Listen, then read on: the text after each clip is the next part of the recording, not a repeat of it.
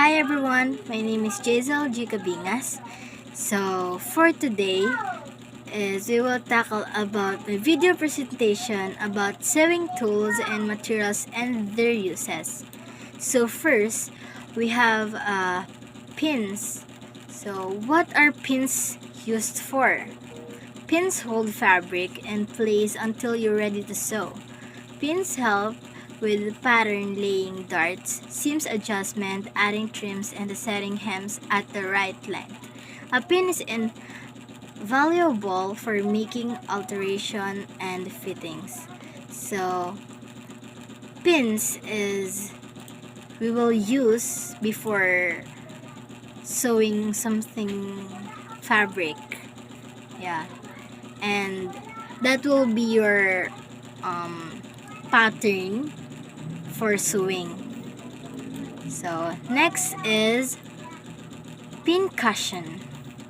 Pin cushion is hold straight pins and needles while you are working. The standard tomato pin cushion is a classic, but you can choose from many options. Pins also come in a variety of style, each with their own purpose.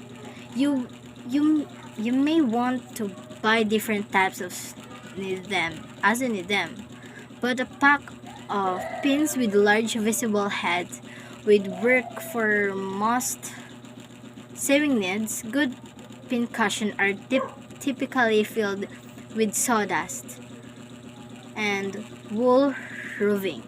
The wool roving contains lanolin and prevents the pins from rusting. If you make your own crushed walnut shells, may a good substitute for sawdust. The strawberry that is attached to most pin cushion, but also available separately, is filled with fine sand or emery. The abrasive action of this filler removes dirt and rust, keeping the pins sharp and smooth. So, next is seam ripper. Seam ripper is a mistake happened and seam ripper remove unwanted stitches. The fine tip of a seam ripper lets you pick out single threads, while the rounded tip allows you to remove stitches along a whole seam without tearing a fabric. Take the time to learn how to use your seam ripper so you're ready when it's time to fix a sewing error. So that's why you use seam ripper for removing an unwanted stitches or what is called this threads. Yeah. Next is thimble. A thimble is a small pitted cup worn on the finger that protects it from being pricked or poked by the needle while sewing.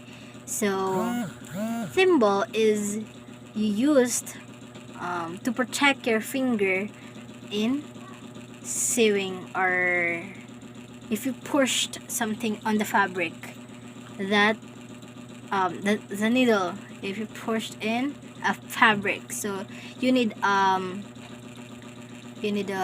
thimble to protect your finger. Next is a sewing needle. Is a hand sewing needles come in varying sizes with different types of points. The most commonly used hand sewing needles are called sharps. Sharps have a medium length in comparison with all variable needles, have a rounded eye for the thread, and are suitable for almost any fabric. When choosing a needle, use what best for the project to save yourself some frustration Use heavy needles on thick or difficult to sew fibers. Use thinner needle on fine or delicate fabric.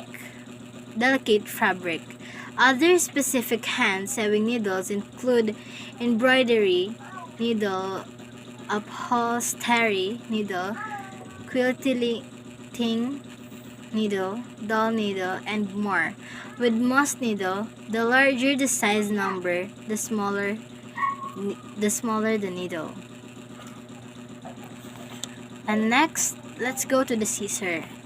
Scissor is a sharp sewing shears help keep your cutting accurate while preventing hand fatigue. Generally, it's worth it to choose a high quality pair of scissors and spend a little more money to start.